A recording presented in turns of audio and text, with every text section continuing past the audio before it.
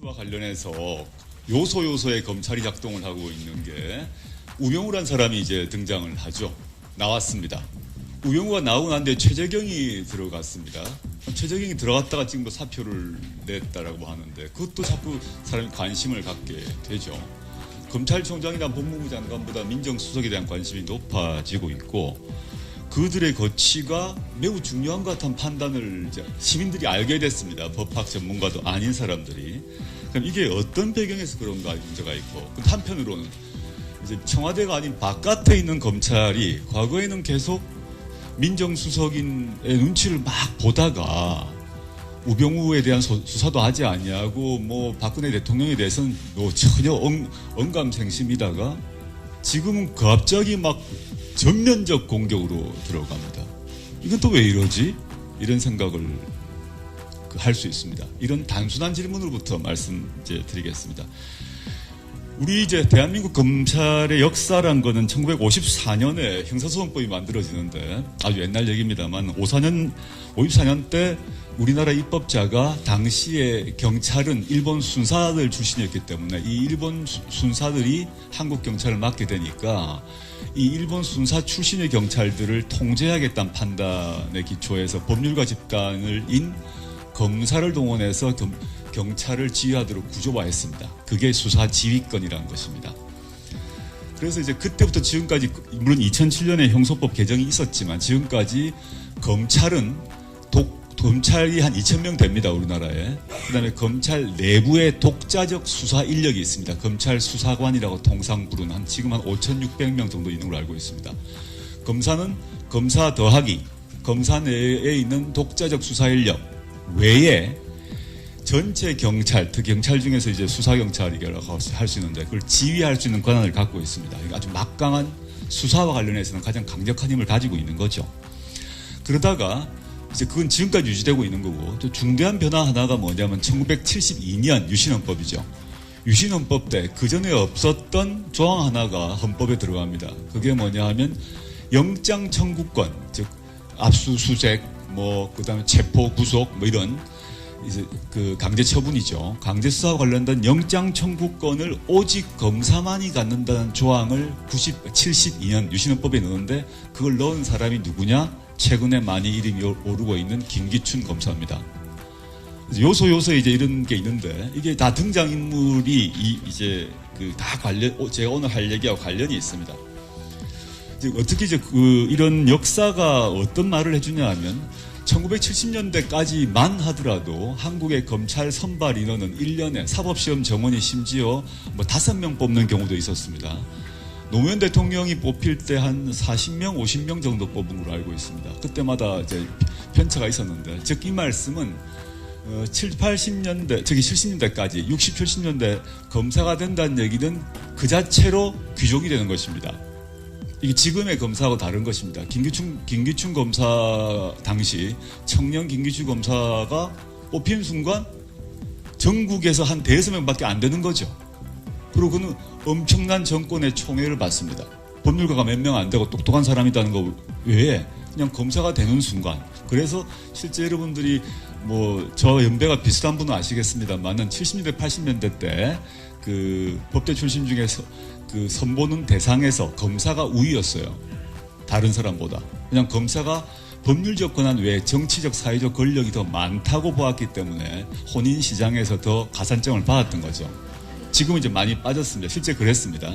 그래서 이런 식으로 극도의 극소수를 당시 권위주의 정권은 극소수의 검사를 뽑아서 그에게 막강한 힘을 주고 그 소수의 검사가 아까 말씀드렸습니다. 경찰을 지배하는 구조가 형성되었고 최근에 우병우가 과거 검사 시절을 회고하는 자기들 내부 토론문이 발표되었습니다만 초임 검사 때 지방경찰청장이 자기의 가방을 들어줬다. 이런 얘기를 한 바 있습니다. 이런 것이 구조화되고 그리고 이제 군사 독재가 들어서면 이른바 지금은 사라진 말이지만 육법당이 형성됩니다. 육사와 서울법대라는 그건 사실 이제 검사를 얘기합니다. 법대 출신 검사를 얘기하는데 육법당이 형성됩니다. 그래서 그것들이 지배 권력을 만들고 이 육범단과 관련해서 뭐 언론도 살짝 났습니다만 우병우는 뭐 사적으로는 저보다 한 2년 정도 후배인데 우병우의 에피소드가 있죠. 사법시험을 합격하자마자 당시에 그 전두환 정권 하입니다. 그때 항상 전두환 장군의 1년 육사 후배인 김진영 장군이라고 있었는데 그 민주화 운동이 거셀 때마다 이 김 장군이 친위 쿠데타를 한다는 소문이 계속 돌았는데 이 사람이 우가 사법시험을 합격하자마자 친구들한테 제안했던 것이 뭐냐, 빨리 이 장군 12기 김 장군 우리가 만나러 가자. 만나러 가서 우리가 도와드리겠다고 얘기하자 제안을 한 바 있습니다. 20대 그 얘기죠. 그러니까 김기춘이 왜 우병우를 아낄까?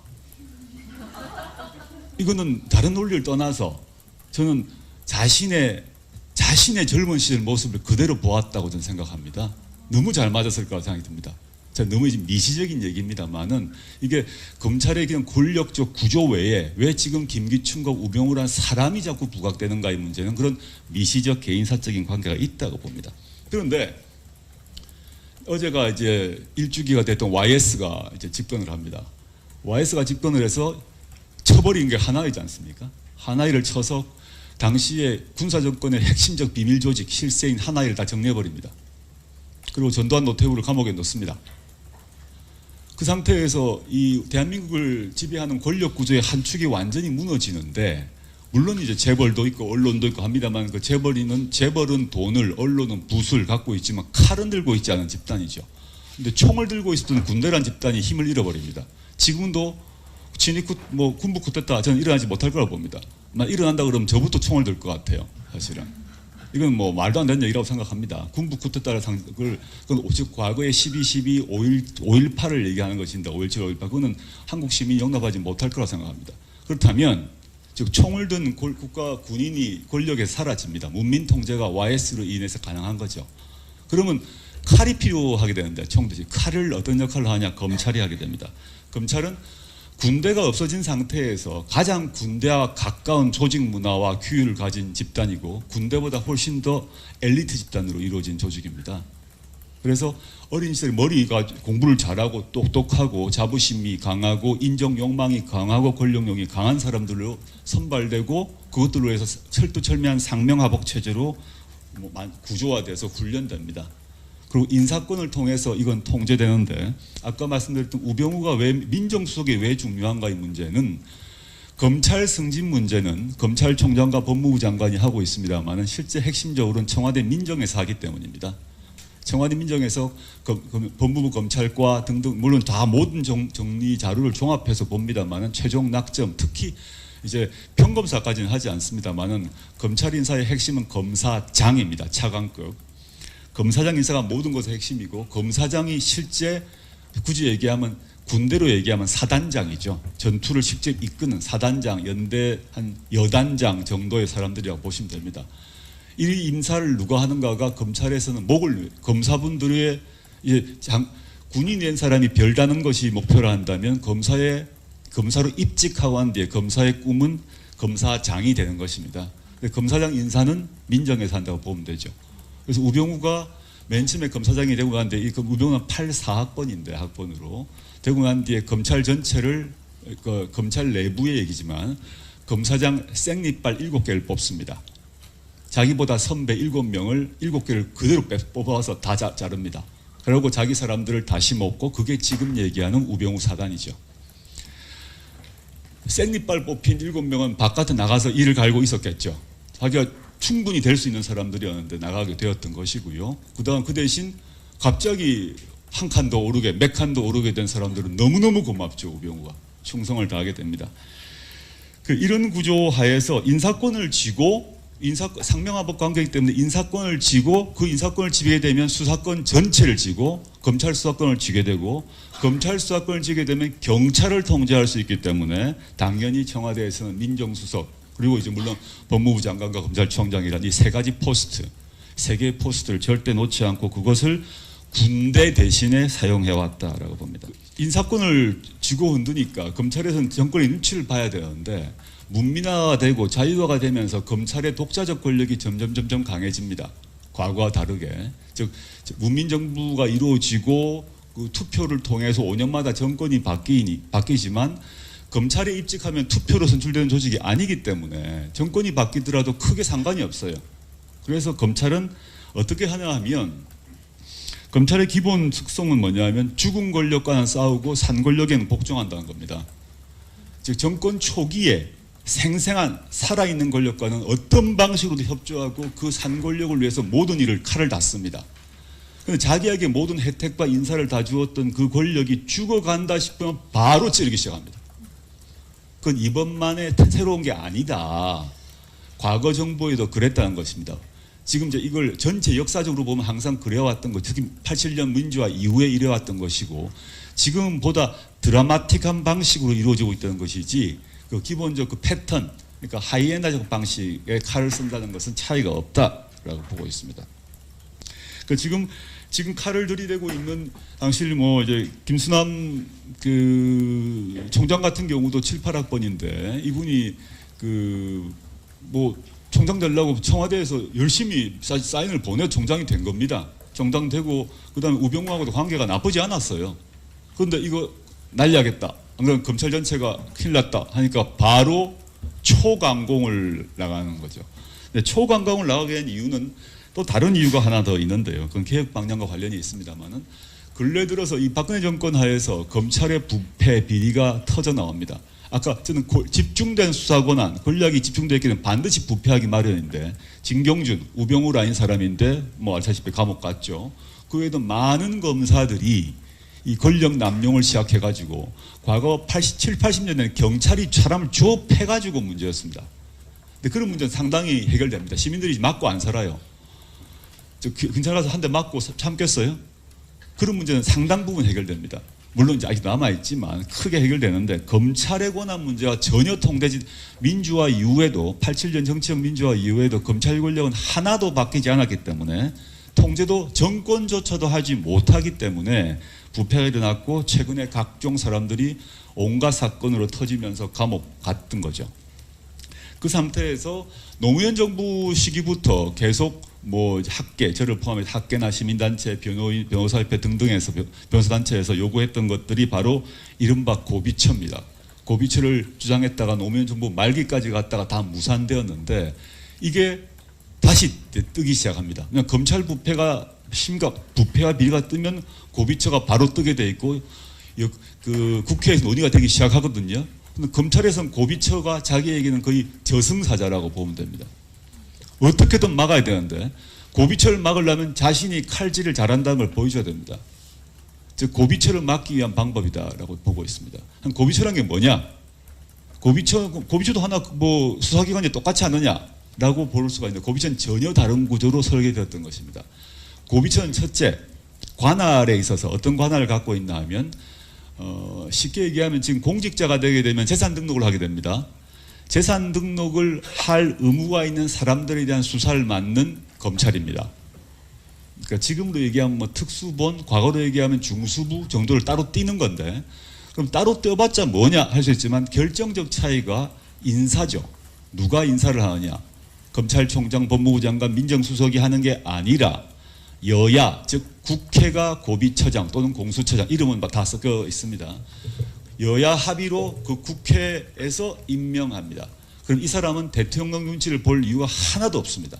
저는 만약에 고비처가 지난 노무현 정부 때 만들어졌다 한다면 박근혜 정권조차도 이런 일이 발생하지 않았을 것입니다. 박근혜 정권 초기에 최순실 날아갔을 거예요. 지금 현재 갖고 있는 검찰이 하고 있는 각종 수사 정보 갑자기 어제 생긴 거냐? 아닙니다. 벌써 캐비넷 안에 벌써 몇 년 전부터 가지고 있어요. 가지고 있다. 이걸 언제 쓸 것인가를 결정할 뿐입니다. 고비처가 만들어지게 되면 여야 합의로 만들어지기 때문에 그 정권의 눈치를 볼 필요 없이 그냥 그 공직자들을 치기 시작합니다. 그러면 이런 쌓이고 쌓였다 골마 터진 일 자체가 발생하지 않겠죠. 두 번째, 즉 검찰 자체를 쪼개서 제가 고비처라는 건 뭐냐면 검찰을 쪼개서 한 축, 즉 고위공직자에 대한 수사의 통제를 국회가, 즉 의회가 할 수 있다 이런 구상인 것이죠. 두 번째는 이제 민중적 그 국민적 통제인데 우리가 많이 한국 사람들이 좋아하는 미국 같은 경우는 우리식으로 얘기하면 검사장, 미국에서는 디스트릭트 어터니라고 하는데 DA인데요. 미국에서는 DA를 직선합니다. 우리로 얘기하면 서울고검장, 서울지검장을 서울시장 선거할 때 뽑습니다. 그러니까 선거표에 투표용지에 서울시장과 이 서울지검장이 있는 거죠. 이 사람은 당연히 대통령을 신경 쓸 필요가 없습니다. 다음 선거 때 서울 시민한테 자기가 뽑혀야 되기 때문에 칼날을 거기에 쓰는, 국민 신경 쓰고 칼을 쓰죠. 세 번째, 많이 얘기된 수사권 조정 문제로 경찰과의 관계를 재조정하는 것이라 보시면 되겠습니다. 시간이 다 된 것 같은데 제가 말씀드린 것은 이제 검찰개혁 문제는 지금 검찰은 아주 박수를 받는 듯이 보이지만 이 검찰을 그대로 두면 다음 정권 때 똑같은 일을 반복할 뿐이라고 저는 보고요. 저는 그 여러 가지 약간 고비처, 검사장 직선제, 수사권 조정 이런 문제가 있는데 가장 핵심은 저는 고비처에 있다. 즉 고비처의 요체는 의회 통제다라고 보고 있습니다. 이상입니다. 수와 관련해서 요소의 검찰이 작동을 하고 있는 게 우병우란 사람이 이제 등장을 하죠. 나왔습니다. 우병우가 나오고 난 뒤에 최재경이 들어갔습니다. 최재경이 들어갔다가 지금 뭐 사표를 냈다라고 하는데 그것도 자꾸 사람이 관심을 갖게 되죠. 검찰총장이나 법무부 장관보다 민정수석에 대한 관심이 높아지고 있고 그들의 거취가 매우 중요한 것 같은 판단을 이제 시민들이 알게 됐습니다. 법학 전문가도 아닌 사람들이. 그럼 이게 어떤 배경에서 그런가 문제가 있고 한편으로는 이제 청와대가 아닌 바깥에 있는 검찰이 과거에는 계속 민정수석인의 눈치를 막 보다가 우병우에 대한 수사도 하지 않냐고 뭐 박근혜 대통령의 지휘권이라는 것입니다. 그래서 이제 그때부터 지금까지 물론 2007년에 형소법 개정이 있었지만 지금까지 검찰이 한 2,000명 됩니다. 우리나라에. 그다음에 검찰 내부에 독자적 수사 인력이 있습니다. 검찰 수사관이라고 통상 부르는 지금 한 5,600명 정도 있는 걸로 알고 있습니다. 검사는 검사 더하기 검사 내에 있는 독자적 수사 인력 외에 전체 경찰, 특히 경찰 중에서 이제 수사경찰이라고 할 수 있는데 그걸 지휘할 수 있는 권한을 갖고 있습니다. 아주 막강한 수사와 관련해서는 가장 강력한 힘을 가지고 있는 거죠. 그러다가 이제 그건 지금까지 유지되고 있는 거고 또 중대한 변화 하나가 뭐냐면 1972년 유신헌법이죠. 유신헌법 때 그전에 없었던 조항 하나가 헌법에 들어갑니다. 그게 뭐냐 하면 영장 청구권, 즉 압수수색, 뭐 그다음에 체포 구속 뭐 이런 이제 그 강제 처분이죠. 강제 수사와 관련된 영장 청구권을 오직 검사만이 갖는다는 조항을 72년 유신헌법에 넣었는데 그걸 넣은 사람이 누구냐? 최근에 많이 이름이 오르고 있는 김기춘 검사입니다. 요소에 이제 이런 게 있는데 이게 다 등장인물이 이제 그 다 제가 오늘 할 얘기하고 관련이 있습니다. 어떻게 이제 이런 역사가 어떤 말을 해주냐 하면 1970년대까지만 하더라도 한국의 검찰 선발 인원은 1년에 사법시험 정원이 심지어 뭐 5명 뽑는 경우도 있었습니다. 노무현 대통령이 뽑힐 때 한 40명, 50명 정도 뽑은 걸로 알고 있습니다. 그때마다 이제 편차가 있었는데, 즉 이 말씀은 70년대까지 60, 70년대 검사가 된다는 얘기는 그 자체로 귀족이 되는 것입니다. 이게 지금의 검사하고 다른 것입니다. 김기춘 검사 당시 청년 김기춘 검사가 뽑힌 순간 전국에서 한 5명밖에 안 되는 거죠. 그리고 그는 엄청난 정권의 총애를 받습니다. 법률가가 몇 명 안 되고 똑똑한 사람이라는 거 외에 그냥 검사가 되는 순간. 그래서 실제 여러분들이 뭐 저 연배가 비슷한 분은 아시겠습니다만은 70년대 80년대 때 그 법대 출신 중에서는 전혀 언감생심이다가 지금은 갑자기 막 전면적 공격으로 들어갑니다. 이건 또 왜 이러지? 이런 생각을 할 수 있습니다. 이런 단순한 질문으로부터 드리겠습니다.